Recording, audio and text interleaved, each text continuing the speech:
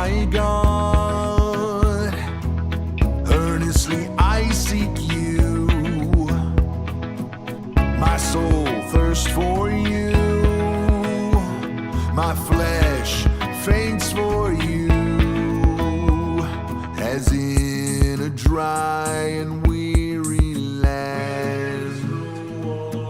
So I will bless you as long as I live, long as I live in your name. I will lift up my hands, so I will bless you as long as I live, long as I live in your name. I will lift up my hands. But the king shall rejoice in God. All who swear by him shall exult, for the mouths of liars will be stopped, as in a dry and weary land. So I will bless you as long as I live, long as I live in your name. I will lift up my hands, so I will bless you as long as I live, long as I live in your name. I will lift up my hands. I'll go to prepare a place for you. And if I go and prepare a place for you, I will come again and receive you unto myself. And where I am, there you may be also. Where I go.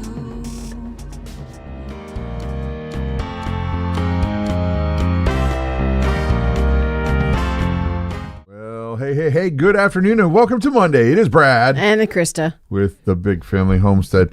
Ladies and gents, who doesn't want to save some money?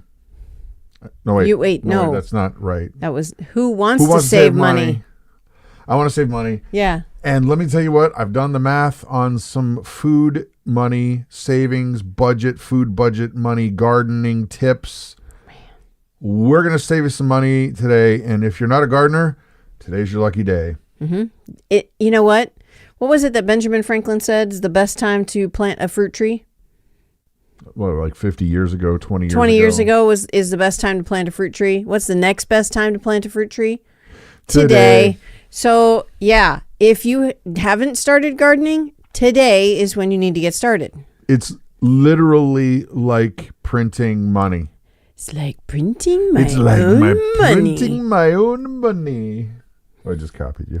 Yeah, it's all right. So we have a bunch of tips, tricks, hacks, pest removal, animal issue things for anything stopping you from gardening, anything that's going to increase it. We've got a bunch of articles that we're going to go through, and we're going to comment on things that we have done that succeeded, things that have failed hard, and you can benefit from our mistakes. Yep.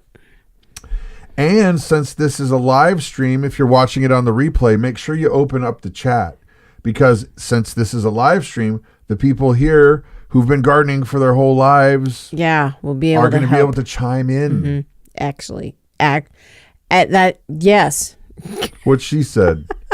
Yes, that is actually a great way to learn more about gardening, is listening to other folks who have been doing it forever and ever. That's right. So if you have ever grown any of your own food, please say, I grow my own food, or I grow tomatoes or I grow cucumbers. I've been really good in the chat. Say, I grow my own food, or I grow some, or whatever you do. Or I don't grow anything. Yeah. I used to be really good at growing weeds. Yes. Right. Now I'm the mighty weed slayer. Oh, yeah. Yeah. Don't kid yourself, folks. So we're going to go through some articles that we found that are good, like I said, and we're gonna chime in. But before we do, I want to tell you, I did some math on, bring over our illustration. You see this guy here? Who's this fellow? Get it closer so they can say hello. Hello, friend. Hello, friend. What kind of, what do we got there? This is a Cherokee purpy. This is a Cherokee purple tomato plant. Not a tomato, it's a plant. Hello, friend. Hello, friend. You're going to grow me lots and lots of my favorite tomato. Which is exactly what we're talking about. Lots and lots. Okay, this plant, if you were going to buy it from a nursery, $3? Sometimes 5, depending on the size of it. Okay. So the bigger if it it's is, little, the more money it is. Little plant, $3-4. Big plant, $5. Keep that in mind, because that's going to be part of what we're going to be talking about. Now, if you got this from seed, pennies, right? Fraction of a penny. Negligible. Yeah. It is negligible because you can buy a whole package of seeds for, depending on $3 or $4. You keep talking. I'm looking for something. So $3 or $4, depending on whether or not you buy or heirloom, organic, hybrid. You know, I know you don't want hybrids. I know that you want heirloom, you want organic, but that's more money. But still, you're getting 30 to 50 seeds in there. That's 30 to 50 plants if all of them germinate. So now, I can't find the chart. I found a great chart, but I don't want to mess up my screens. Yeah. So I'll just tell you. You can look this up. This Cherokee purple tomato, which are delicious, by the way. So flavorful. On average, if you get okay soil, okay sun, okay rain, so like average, a plant like this is going to put out about 25 to 35 pounds of food that's edible food, not green food, but edible, ripe food. Yep. Without going crazy, per plant. How much do you guys, let's do some math. Who's quick on the calculator here? You ready? So if a plant puts out, let's say 35 pounds of food, what's it costing you guys where you're at for good tomatoes, like per pound? Yeah. What's it costing you? Put it over there so they can see it too. Oh, well, I'll have to put this on this. Here we go. Let's try like this. We'll do like this. Boom. Let's see if it'll work. Aha, here's our calculator. Okay, so if we're getting 35 pounds of food times how much per pound around here? $3? About that, yeah. Times 3 pounds. That's $105. That's on the low side, mind you. One plant. One plant. Now, if you got it from seed, it's negligible. Yep. If you had to buy your soil and you live in an apartment, you're still making $100 profit. You're still, you don't need to buy super expensive potting mix to grow a plant, to grow a tomato plant. You just need a 5-gallon bucket and some potting mix, and you can buy the cheapest stuff that they have at Home Depot or Walmart or Menards or Lowe's, wherever you're getting it from. And that's on the low side, guys. Yeah. We went low on everything. So keep in mind, this little guy right here. Now, if you're going to eat 25 pounds of food from one plant, okay, we eat a lot more tomatoes than that. We do eat a lot of tomatoes. We make a lot of salsa type pico de gallo, but salsa. But we make a lot of that. And one plant, make a lot of salsa. And here's an idea for those of you who are saying, Brad, oh man, what am I going to do? Things are getting super tight. Inflation's going through the roof. I would like to find a side hustle. Go get a packet of seeds. Go get some buckets that people are throwing away or have thrown away. Yep. Get you some dirt. You'll have all in like $30 maybe invested in all your plants. And what if you had 10 of these bad boys? Yeah. You just made over $1,000 profit if you sold them on Craigslist and Facebook. Well, and another thing too, you don't have to have these fancy containers. No. Okay. These are just from a friend of ours. These, these are from a friend of ours. But I'm gonna set this little guy down over here. Okay, you can put this little guy over there. Done. Okay. So, the one thing that you can do. Okay, so I got a friend of ours had her family owns a greenhouse, so they had a ton of peppers, seedlings that they were just basically going to throw away They had too many. because they had too many. So she had them in just those big trays. And so I just kind of took a chunk of them and put them into a little pot. And then just the other day, I separated them all out and put them in another big tray. You can use those aluminum trays that you give dinner gifts with. You can do that with just a tiny bit of soil in there, and then when it's time to plant, you just take that hunk of soil out and put that in the ground. You don't have to buy expensive things to start seeds at all. The one thing you do need is heat and light. So that's the only thing. Yep. One thing that a chat participant is saying, AAP Homestead, is saying that they use different like paper-based products to make their planters. We used to actually use straight up newspaper. You can take newspaper and fold it just right and stick it in one of those little trays that's a watering tray. You can have 30 of them, and they're perfect, like they're saying, to disintegrate right in the ground. You plant the whole thing right in the ground. Yep, you can do that. We've even used toilet rolls, the leftover toilet paper rolls, or if you have paper towel rolls, just cut them into different sizes. I've seen even some people will use eggshells. Oh yeah, that's kind of cool. Maybe or egg pop cartons. a hole in the bottom. You could use eggshell or an egg carton. I wouldn't use the styrofoam ones. Those a lot of calcium in eggshells. There's a lot of calcium in eggshells. Yep. So, just to give you a hint, guys, not only could this be really, really good for you, for your own budget, for your food savings, all of that stuff, it's not that hard to do. It's a lot of fun for kids. It's a lot of fun for grandkids. Even more fun for grandparents. Yeah. Because isn't it cool when kids light up and they see, wait a minute, I'm eating that thing that we helped Grandma and Grandpa grow. Yeah. Well, and think about the memories that you're building with those grandkids. Yeah. You know, they're going, I remember when we used to do this, this, and this. And so, yeah. So we've got a website that I found here on agriculture.com, and it's from Successful Farming. And this article, who wrote this article here, Mom? Right here. It doesn't say. It just says staff, Successful Farming staff. So we're going to go through some of these tips, tricks, hacks. There's 30 of them. Yeah. And if we get to them all today, great. If not, we'll come at it tomorrow or the next day. Yep. So you'll have to watch the series and add your comments to the comments section. And if not, just say hi. Make sure you hit the thumbs up, because only like a third of you people. It doesn't cost you a penny to hit the thumbs up. Yeah, true. All right. So first thing, we've done many, many, many different garden trellises. Some have worked. Some have crashed hard. Yes. Oh, literally. Boy. Literally crashed hard. Even tomato cages have crashed hard. But there are so many different vining plants. Yeah, there's so many different vining plants, but there's also so many different ways to trellis them. So, well, this one that you're seeing there, that's a great way to do that if you're short on space.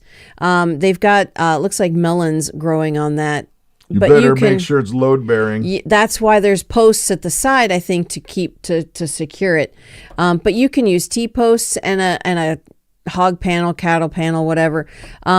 Between our raised beds, we will take those cattle panels and kind of bend them in half to where they make an arch. And then we'll plant cucumber seeds on either side of that arch, and then they'll grow up. And then they hang down. And then the cucumbers hang down. You want to talk about easy picking? Oh, yeah. You just walk under and go, that one's ripe. That one's ripe. Yeah. That one's ripe. They, of course, sometimes they don't all come through there. You kind of have to train them to go through. And so we've been successful at that sometimes, and sometimes we've been lazy. Sometimes we've been lazy. Yep. Yeah. It still works great. Yes. It's just one way's a little more of a hassle. Right, right. But the trick and the tips with these garden trellises, guys, is keep in mind, you know what? Here's a crazy thing. I know it's going to be hard to believe, but the wind blows. Oh, it does. And you have made a giant sail. Yes. With your plants. Yes. So you've got to make sure that it's load bearing for whatever fruit or thing you're growing. Like, I wouldn't trellis, the 25-pound pumpkins. No. I wouldn't do it.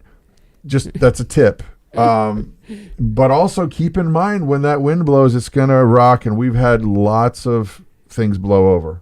Well, we had the strong, you remember the strong tomato cages that we had in Ohio? The strong ones we made or brand? No, it's not a brand, but just the stronger type of tomato cage that you can buy. It's thicker gauge wire, they're more expensive.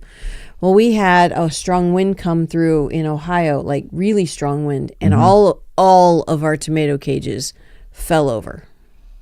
It was crazy. Yeah. Yeah. So trellises. Be creative. And make sure that you're anchoring them. Like this image here, guys, this is great and looks cute in the picture, but if you're growing something that's that heavy looking in a plant, I would be putting some kind of anchoring system. I don't know if you can see my mouse moving this way and that way. Anchor it down to the corners of Absolutely. that. Think like a tent. Raised bed, yep. Just even like, I don't even know, like some kind of rope or something. Yeah. And anchor it. Yeah. Because you'll regret it. And what would be horrible is, let's say they're almost to maturity, getting just past the green stage where you can actually eat it, and then a wind blows them over and breaks them off. That's the worst. Yeah. Yeah, it really is. All right, here. This is just fun. This one's really fun, and I may need this. No, I'm kidding. I don't need that. That would just be really fun. So you just take an old you can take an old playhouse, an old kid swing set, and refurb it and make it your growing area. You got your trellis on the end there next to the swing. You got your wind chimes. That's so nice. And your different plants, and then there's shade, and it's a really neat way to dress up a maybe an unused play area. Yeah. Oh yeah, definitely. So okay, since we're getting more people on the chat right now, here's the question I have, and then I'm going to ask you. Start putting your answers to this question in the chat.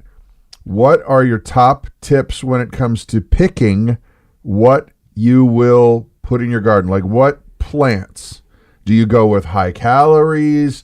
Do you go with flavor? Do you go with, like, corn kind of takes up a lot of space? That's a weird amount of space in the garden. What are your tips for what you will actually plant in the garden? And I think I would be able to guess. I know what you were going to say when you're trying to decide what you're going to plant. Go ahead. Grow things that you're going to eat. That's exactly what I thought she was going to say. Yeah. We've said this for years.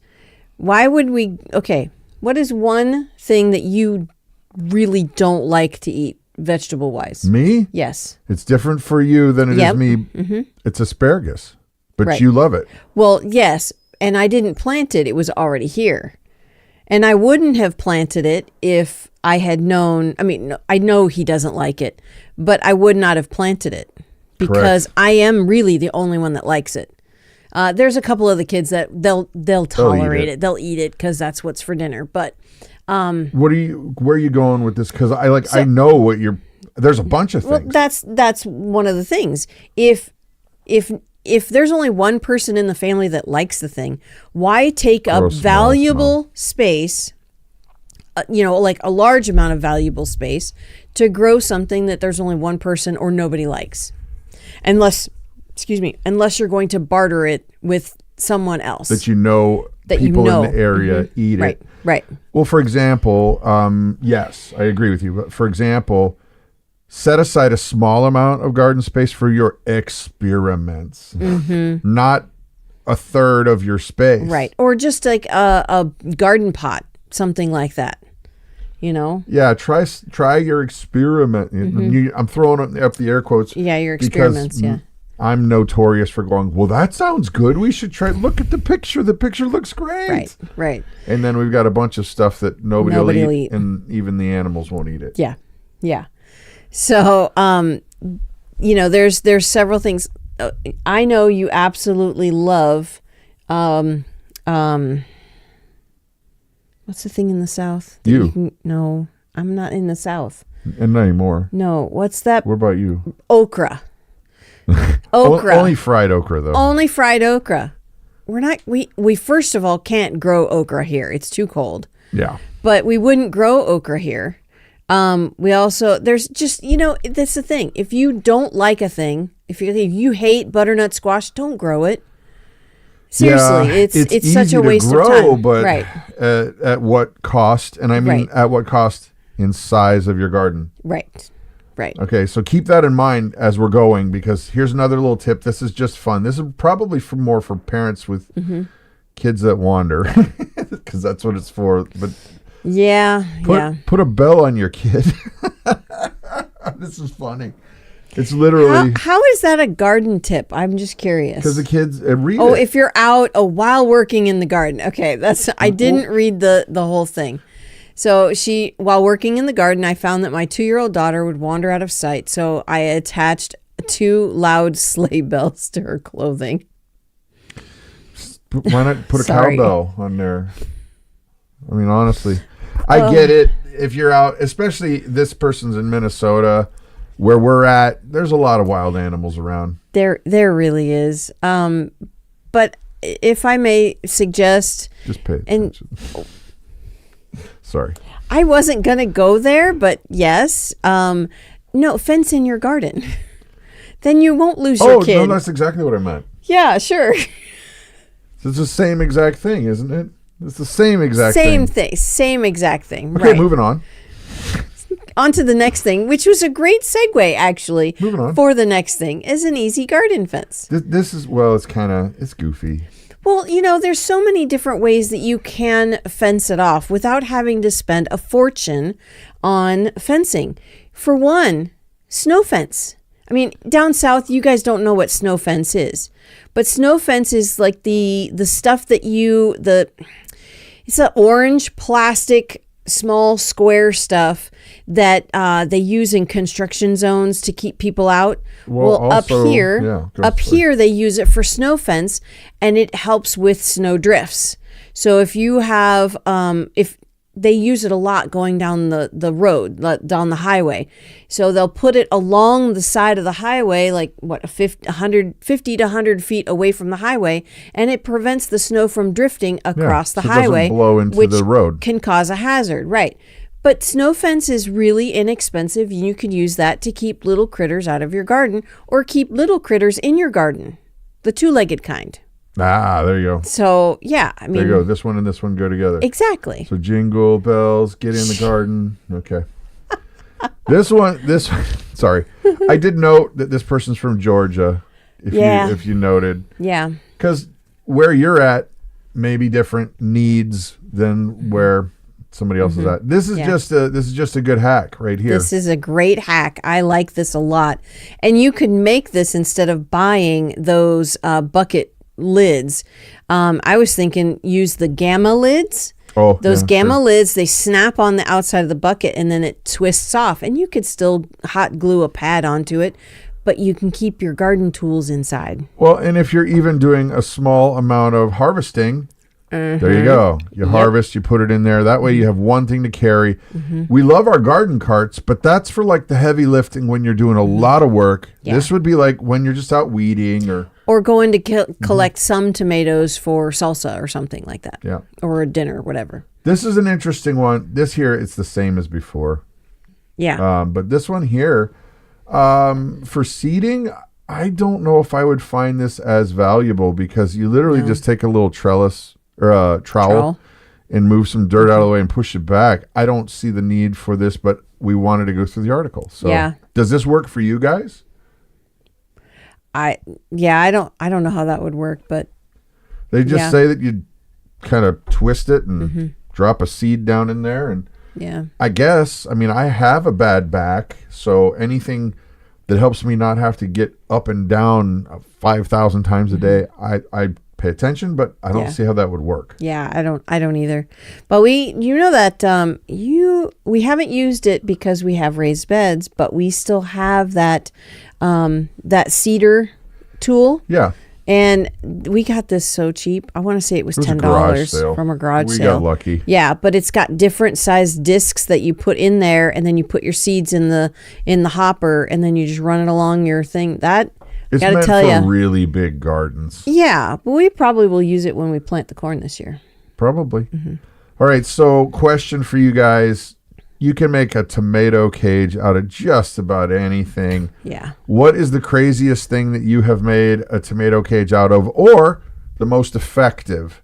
Because we've had some that are great. We've had some that are terrible. When we lived in Florida, there's a thing called the Florida weave. That works almost every time, and it's not a trellis at all. Nope. Why don't you describe the Florida weave? So the Florida weave is you have T-posts at the end of your rows, or if it's a super long row, then you would put some T-posts every so often. And then you basically take twine and you weave it around your tomato plants, like a snake would go on the ground levels. at several different levels, so that it holds the plant. So as your plant is growing up, then you would start your first weave, and then as it gets a little bit bigger, then you do another one. Then you keep going until you're at the top of your T-posts, and if you do 7-foot T-posts, Harvest. Yep, they're not going anywhere, honestly, unless your twine breaks. But if you use say clothesline, then that gets a little bit more costly. But yeah, the Florida weave is definitely a time and back saver. The trick with tomato cages that we have found is make sure that you look at the size of your squares that your cage is made of, or your whatever setup you're doing, because you want to be able to get your hand in and the tomato out. It's got to be big enough so you don't smash the tomato or your hand. Right. Plus, part of the whole reason for having a trellis at all is so that it doesn't lay flat on itself and choke off the air. It needs the air, and it also helps branch out the leaves and helps keep bugs away. There's a million reasons why you want them to be up and have space. Right. You also, with the air and such, you want to basically prune your tomato plants. There is the suckers that come off, and we've done videos, but there's definitely videos out there that show you how to sucker a tomato plant. But that's only the one kind. The indeterminate kind. Indeterminate. Right. You want to sucker the indeterminate kind, not the determinate kind. Because otherwise they're just going to continue to grow more plants. And you pull those suckers off and you can actually make new tomato plants. It's a great thing. But to create that airflow that he's talking about, you want to sucker the indeterminate plants. Yeah, for that kind of plant. Yeah. The key, from what I've read and actually our own experience, and add your 2 cents to the mix here, is that you can, for that type of plant, you're either growing lots and lots of leaves and it'll look like this big, bushy, beautiful plant, or lots and lots of tomatoes and less leaves. Right. And every bit of information I've read and seen about those type plants and that type of removing the suckers is that you're stopping the nutrients from going into new green and putting it into the actual fruit, where the plant does not need as much nutrient going to the green, but the fruit. Yep, exactly. So exactly. Let's go to another. This one I find great. This one is a great Go ahead tip. And you read that. So it here. says, pick a peck of rocks. Well, if you have strawberries, and you're trying to grow strawberries, and the birds around you keep eating those strawberries, paint some rocks. Have fun with the kids. Paint up some rocks and lay them down at the base of your strawberry plants. And the birds will come and think that they're going to eat a strawberry when in fact they're going to peck at rocks, and then they will stop coming and eating your So you got to put them strawberries. before Yep. it's time to harvest. Yep. So before your strawberries, like when you see in the image, there's little flowers. So as your strawberry plants are starting to flower, put those strawberry rocks there. Birds will leave your fruit alone from then on. Yep. That's great. Yeah, and I think that's hilarious. I mean, I guess you're going to train the animals either to come there or train them to stay away. Exactly. If they know that there's a dinner there, Moni of course. says, yes, this works. Nice. Wow. Yeah, we don't have strawberries currently, but I'm planning on getting some runners from a friend of ours because they have an overabundance of some. So. Okay, that's just the beginning of our tips and tricks. But before we go any further, we want to let you know about one thing. And that thing is the freeze-dried food company that we associate with because we love it. They've got some things going on, and you don't want to miss out because Thrive Life is the premier, most awesome freeze-dried food company out there, period, exclamation point. And do tell what's going on. So there's some changes coming, but we can't talk about those changes yet. But you want to get in on the ground floor, not the ground floor. You want to get in now before those changes take effect because these changes are going to be amazing. But don't miss out on the monthly sales. They have some great deals on some overstock items. And also, if you don't have a monthly delivery and you are interested in getting that started, it costs nothing. $0. It is free, and it is free. All you have to do is use an email, sign up. You can place your order, and then you can change it every month. You can skip a month. You can cancel anytime. It is super easy to do. So please check it out. It honestly just really, it's really a great way for folks to get stocked up on freeze-dried food. If you are into preparedness, this is a great way to get that done. So. Absolutely. Yeah. And like Christa was saying, there are some great deals. We know that like last month was our like mega sale month, which was awesome. But we have to make sure that you understand that they still have good sales every month. So that said, we're going to move on to more garden tips. Don't forget there's a link in the chat below. Yes, there is a link in the description box. Here we go. Let's go on back to the news stories here. So here we go. 10 spring gardening tips. This came again from the agriculture.com. And again, by the staff. They're not going to, no one will take credit for their awesome work. And we wanted to herald them as well done. It's a collaboration. Everybody's given, their tips and tricks.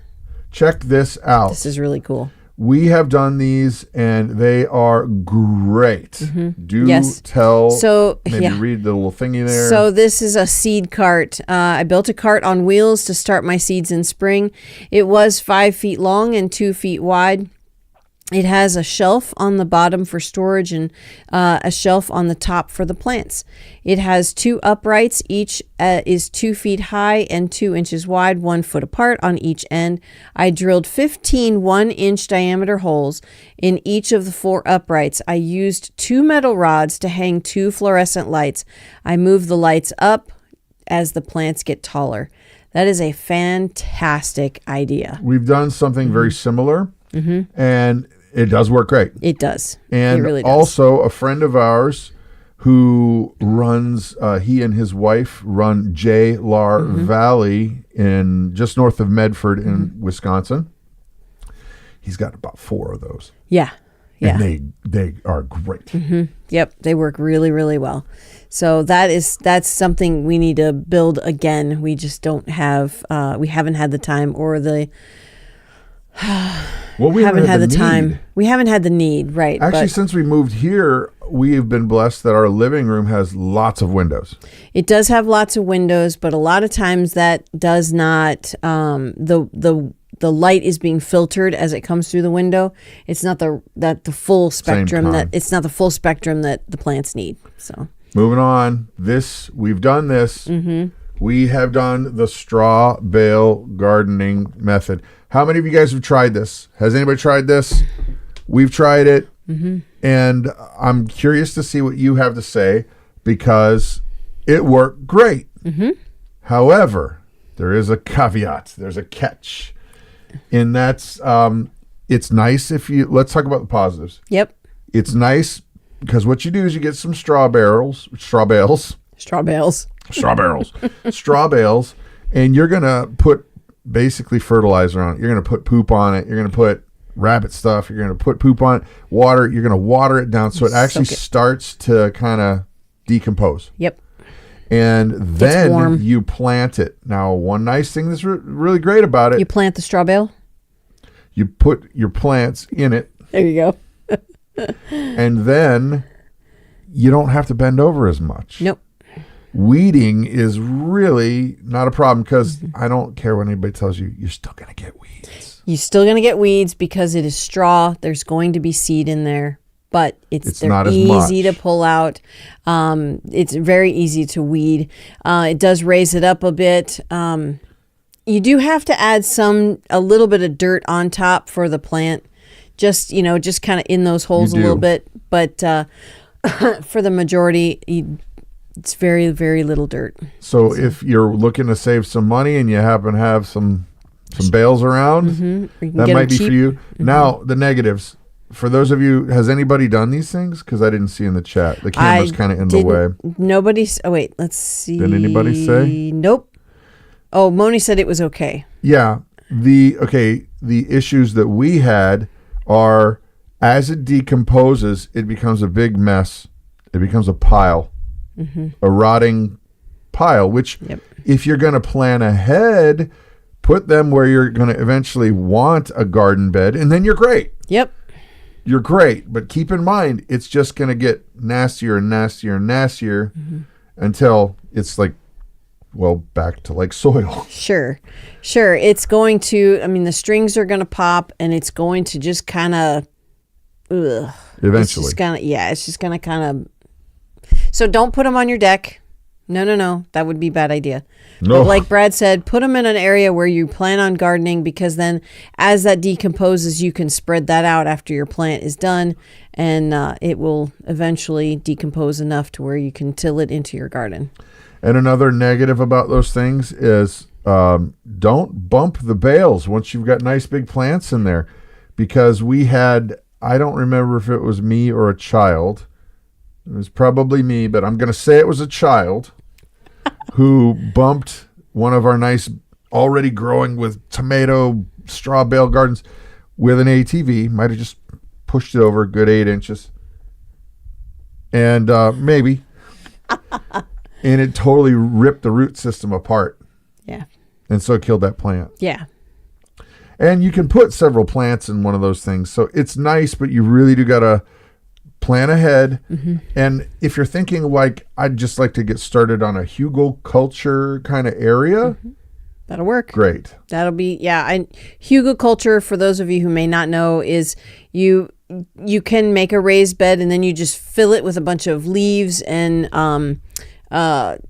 organic material, grass clippings and trees, and not trees, but branches and even big pieces of log on the bottom and stuff like that. And then you put dirt over the top of it. Sorry. Yep. And then as that stuff decomposes, it actually helps to add nutrients to the soil. Yep. Let's continue on here. This one, I get it. If you live in a place where there's a lot of spraying going on or overspraying, you may want to bag up your fruit.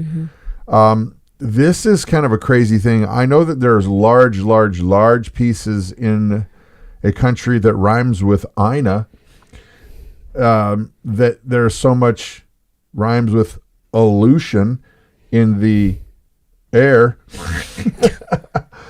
that they don't have very much what you need with bees, pollination.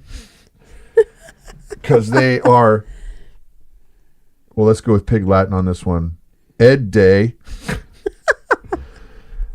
that they have to bag up every single fruit. They also have to by hand. Right. They also have to hand pollinate with a Q-tip their fruit. Every Or piece of feather. Yeah. They have to hand pollinate their fruit. It's insane. I get it. I understand. I understand why they do it. However, why don't we just do things a little more organically and problem solved? You know, that's the thing. You when you muck with nature, it's gonna come back to bite you. Or not, if you're hungry for a tomato. That's true. So with this particular tomato, they vine ripen these tomatoes by putting a clear sandwich bag over the top of the tomato. I think it's a great idea. Kind of creates a greenhouse, but I think if the temperature is too warm, it might cook the tomato. Depends on your area. Environment. I mean, I wouldn't want to do it in the Southern Carolinas, Georgia, Florida. You'd probably cook them, like burn them in a bad way. Yeah. Oh, yeah. Definitely. But if you also have, bugs like tomato hornworms, I know they eat Problem the leaves. That would fix that. I think. Well, that's a nice transition into the next gardening tip. Oh yeah. This is funny. We have had those big hornworms. Nasty. Big hornworms. Boom. Look at that. That tip. okay. That is great for little bugs, but it is not going to suck the tomato hornworms off of that plant. You have to grab them and pull them off of the plant. We've done it many, many times, and we've fed some to our chickens, but we haven't had. Okay, I'm not going to say it out loud because once I say it, I know we're going to have them later on. We've never had them. Knock on wood. Right. I don't even like doing that. But thank the Lord, we've not had any tomato hornworms since we've lived here. I don't think they come this far north. They might not. I don't think they do. Maybe that's the double-edged sword. You live so far north, you can't really grow tomatoes. But then the tomato hornworms don't want to live here either. Palmetto Paratrooper in the chat. Hello, sir.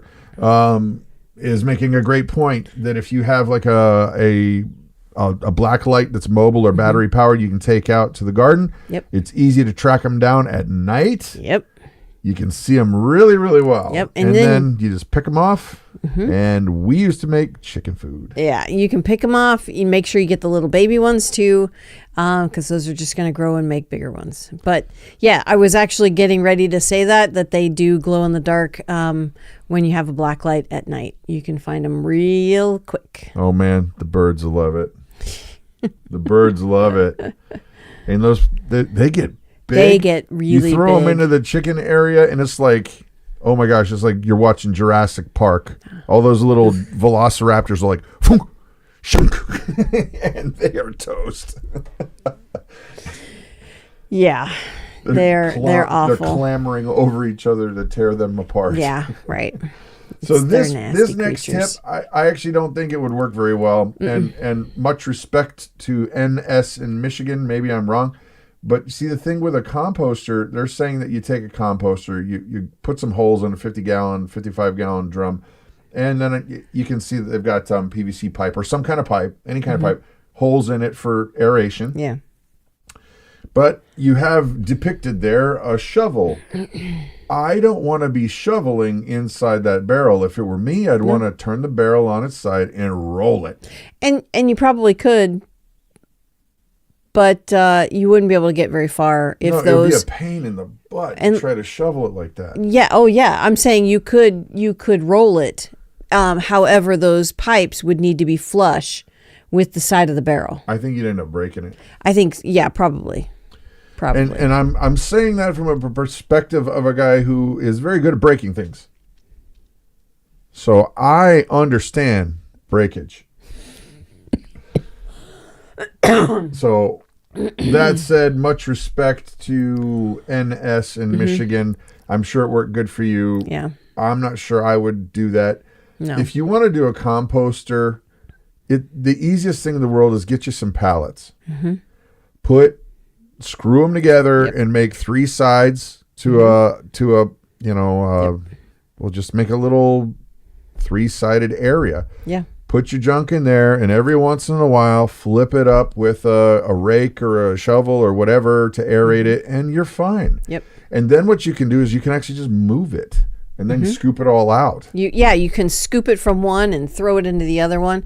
And honestly, if you have a tractor, you could make it really, if you made the opening wider, you could use the tractor as long as you secured the back end of it. You bet. So that you're not shoving it over with the tractor bucket. Yeah, the compost bucket bin 55-gallon drum thing, I can understand it. It just seems like a lot of work to do very little. Yeah. And if it works for you, honestly, hey, I got no beef, man. No. It just seems like maybe that's the kind of thing for somebody who lives in an HOA where they're not allowed to have it out or something like that. Yeah, but still, I don't even think that those little pipes would give enough air that would decompose properly. And it could I think it's just going to be a picture. Yeah, it could be. I think it just might be a stinky mess. You know, if you wanted to do compost for real, for real, get those ones that are on stands that you put it in there and then you just spin it. You know, they've got the handles and you can spin it. This is a lot cheaper. This is a lot cheaper. Right. And that's just one of those plastic drums. It doesn't necessarily have to be food grade. Cheaper than that is 3 pallets. Exactly. And you'll get more. You can get pallets usually for free. Yeah, you can find a place that will give you some pallets. Anyway, whatever, add your 2 cents to the comments section. What's your best composting kind of setup? We've even seen little ones that sit on your kitchen counter, and we tried to use one of those, but it was completely useless for us just because the amount of organic waste that happens in our house. It's like banana peels.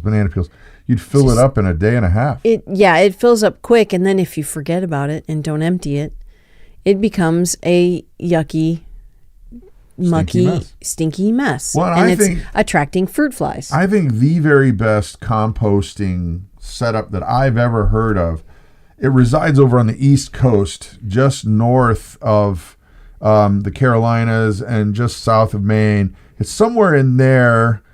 I think, there's a bunch of compost in there somewhere. Lots and lots of compost. I wouldn't more call than that the compost. world could ever need.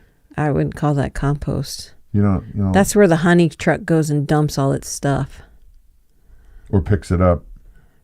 I don't know. There is a lot of it there. There's a lot of it there. There's a lot of it there.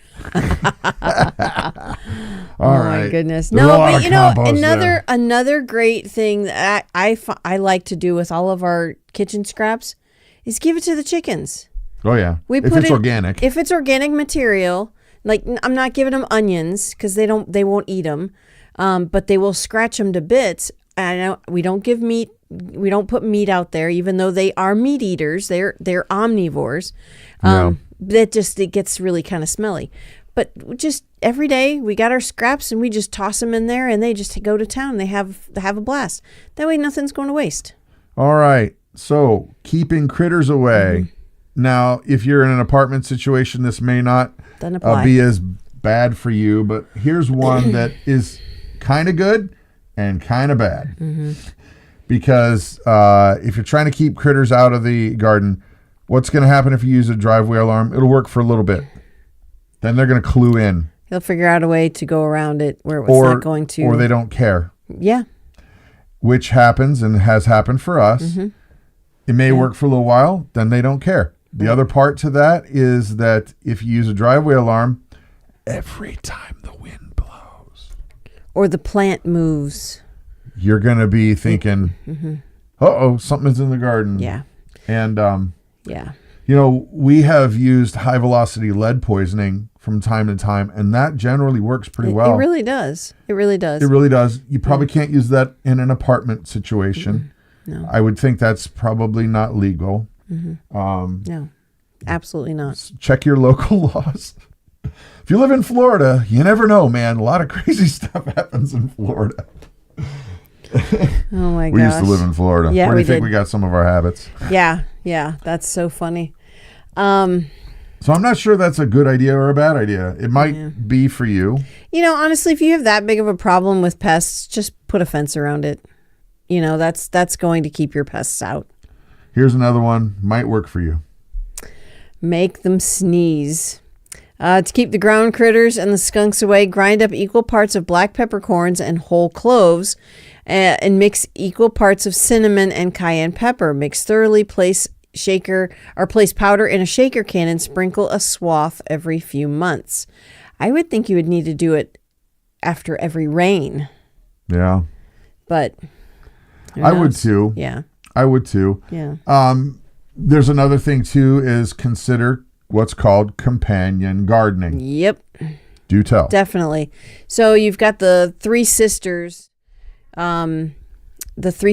method, and it's basically you're going to grow a stalk of corn, peas, and squash all in the same area. Not just one stalk of corn, but for every one stalk of corn, you're going to grow 2 pea plants, and they're going to the vining pea plants, and they're going to vine up the corn stalk, and they will grow their peas. But then the squash will be your cover crop, and that will actually help with weeds. Because they make really big leaves. Right. And then with other companion things, you're going to want to grow certain things grow really well together, and some things don't grow so great together.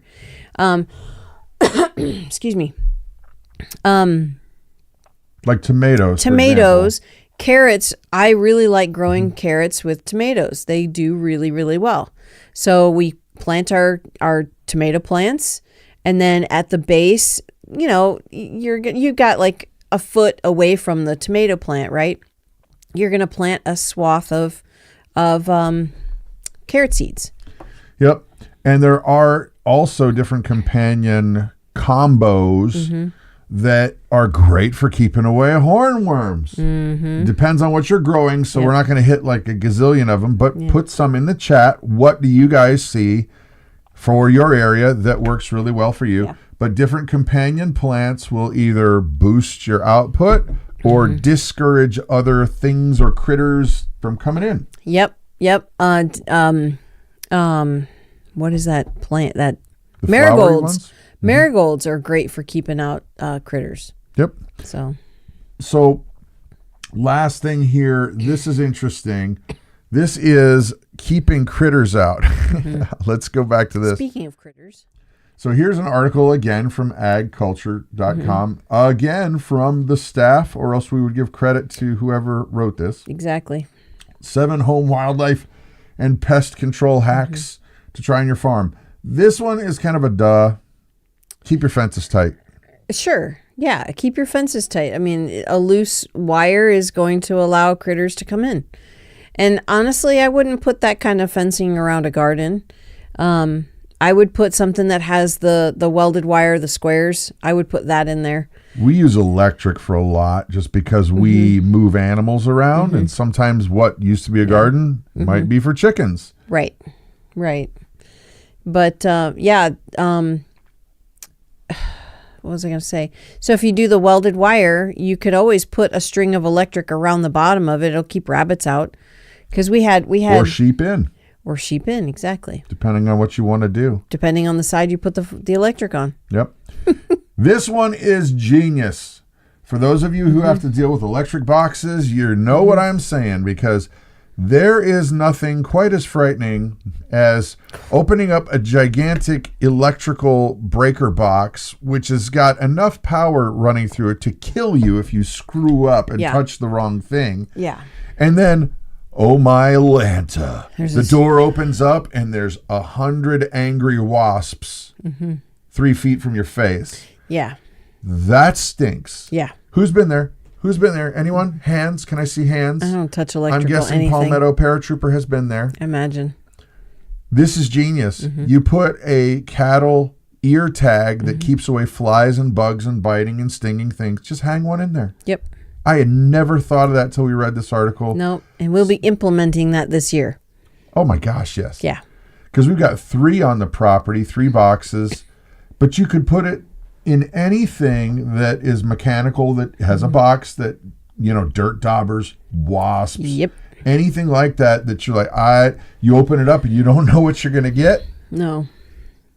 Those ear tags are not expensive. No, well, you get a big box of them. I want to say it's like 20 or 25 in this big box for maybe $50.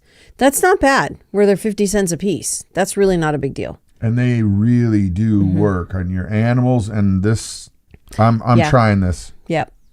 ASAP. We put one. We don't put them on our cows' ears, but we hang them. We use a zip tie to secure them to a collar. Yeah. But yeah, that's what we They do work with those. great. Yep. There's another one that we have used in the past. Yep. Peppermint oil, essential oil is a great thing to keep mice away from things. So you just basically put it on a cotton ball and just put them around. It helps with spiders too. Question: where do you get the ear tags? Oh, any kind of farm store. Excuse me, like Tractor Supply, Rural King, any kind of Farm and Fleet, wherever your I don't know what your local feed store. Yeah, any place where they sell pesticides or fly sprays for your animals. Keep in mind, they are not for anything that you want to put in your food production. Right. Like you put them on a cow. We've actually put them on their collars. Yeah, we put them on their collars. Yeah. And that works great. But yeah, just keep in mind there's an insecticide in there. Yep. So now with this one, I have found that you will have to replenish that peppermint oil because it does wear off. So Mary Call is one-upping this chat. I'm going back. Yep. Would it work in a mailbox? And I'm thinking, yeah, Absolutely. I bet it would. I'm going to try it. Absolutely. Yep. I'm going to try it. Although, just make sure that your mail carrier knows that thing in the back is not for. It's supposed to be there. Yeah. Yeah. Just put a note. Back. Just put a note in there. Just say, "Hey, we put this here so that the wasps would not build a nest in here and not get you stung." So I wonder. I bet you that's got to be a thing. I bet you mail carriers have to deal with that. I imagine because wasps like to get up underneath the box. Underneath it, yeah. Oh, yeah. No way, man. Nope. No way. Okay, so here's another one. This one is kind of like, well, okay, it's a give and take on this one because if you're adding predators to your area, well, then you're going to have to think, what's the repercussion for whatever? Because this suggests putting up posts for owls to come and perch on so that they will take out gophers and other kinds of things that'll get in your garden. Well, I don't want them killing my chickens. Well, I think this is more for farmers who are growing that don't deal with that. That don't deal with that. They're growing crops and cereal crops and things like that, and they want to keep moles out of there. So that makes sense for them. For us, however, I don't want owls and all kinds of predator birds near our place. So absolutely, they're beautiful creatures. Actually, drove past one on the road the other day. It was just sitting in the road. An owl? Yeah, an owl. When I was coming home from picking up Caleb. It was just sitting in the road.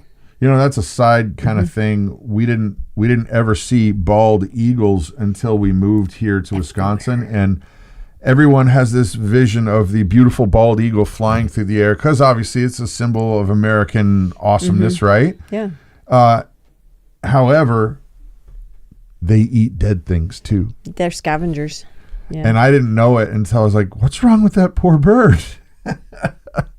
And it's like ripping something that got smashed by a car. They're scavengers too.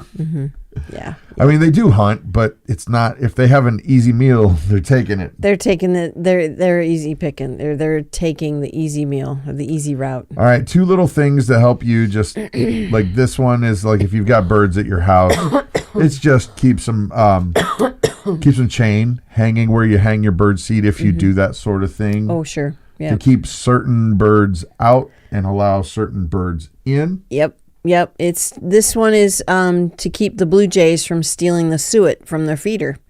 So they hung some chains around the rain dome, and it makes it harder for the blue jays to fly in and out. Yep. Nice. Here's an easy one. Helps with duck eggs. Yep.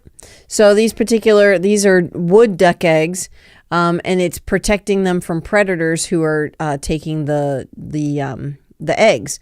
So these folks, it was pretty smart. They put a Christmas tree stand around as preventing critters from climbing up the post. Climbing and cool. Getting them. Now this one's just a suggestion. That's just kind of it's pretty. It's put it out in your garden. It's very cute. It is very cute, and it's that way you can watch the birds eat and things like that. But it's really cute. So rounding out the afternoon here, big tips are get gardening now. Yes. It's going to save you money, a lot of money. On the low side, we figured that an average tomato plant with today's current pricing is going to save you about $100 to $150 of food cost that's coming out of your pocket if you just grow one tomato plant. Right. And that's not just for the summer, because whatever stuff you grow, you can actually preserve it. You can can it, you can freeze dry it, you can make it into soups, you can make it into sauces, whatever. There's so many things that you can do with tomatoes. You don't want to just, I have fresh tomatoes for all year long. Nope. You got to preserve it. So. Well, and that's another thing too, guys. I want to reiterate this. We talked about it probably 40 minutes ago. But if you're looking for a side hustle, food's not getting cheaper. No. It's getting more expensive. Seeds are negligible. Yep. You can get dirt affordably if you got to buy it. There's plenty of places you don't have to buy it. But let's say that you got to buy it. Even then, you're talking about $20, $30 to get 10, 20 plants together. You can make $1,000, $2,000 by selling stuff on Craigslist, Facebook, local farmers markets. Yep. And it literally is almost like growing money. It is. It really is. Sorry, got a tickle. So keep that in mind. There's a gazillion ways to do any one thing. One thing we learned about farmers since we moved here is if you talk to 100 farmers about any topic at all, you know how many answers you're going to get? 4? No, it's 100. And you know what? For each one of those farmers, it's the right answer. It is. Everybody is going to find the way it works for you. The way we do things may or may not work for you. And the way you guys do things may or may not work for us. Especially if you guys live in Texas and we live in Wisconsin. Yeah, our tips are not going to work. They're not going to work. But these tips that we gave you today are kind of a generalized tip to help everybody out. Yep. So get in there, because it's not just the cost of the money that you're going to be really, really glad that you started gardening, because I would wager things are going to get more and more scarce. Yep. Without getting into conspiracy land, a lot's going on, guys. You guys know what we're talking about. You know what I'm talking about. And the more you can grow that you know what's in it, the better. Yeah. Yeah. The better. Yep. So ladies and gents, get in there, get your hands dirty. And we're going to keep bringing tips. We're going to keep bringing news. There's a lot that I wanted to share. If you're a fan of Elvis Presley, this is completely ungarden related. We talked about this the other day. Because I had a story that I wanted to share with you, and we might share it later. Somebody tried to foreclose on Graceland. Are they behind on tax payments or something? We'll share that another day, or you can just Google it. Yeah. If you're like an Elvis fan, somebody tried to foreclose on Graceland. Oh, my word. Another story for another day. Yeah. Ladies and gents, thank you for hanging out. Please hit that thumbs up on the way out, and don't forget to subscribe and share the video. Yeah, definitely. It does help us out. Yep. So there you go. Have an awesome and blessed day. Bye.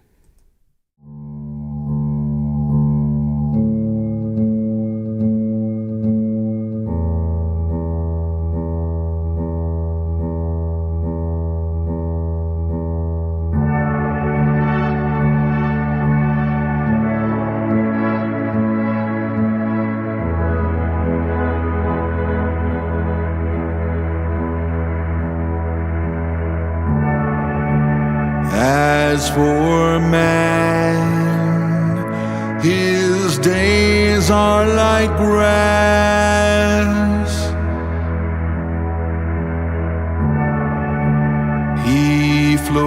flourishes like a flower of the field, for the wind passes over it and it is gone, and its place knows it no more, no more, no more.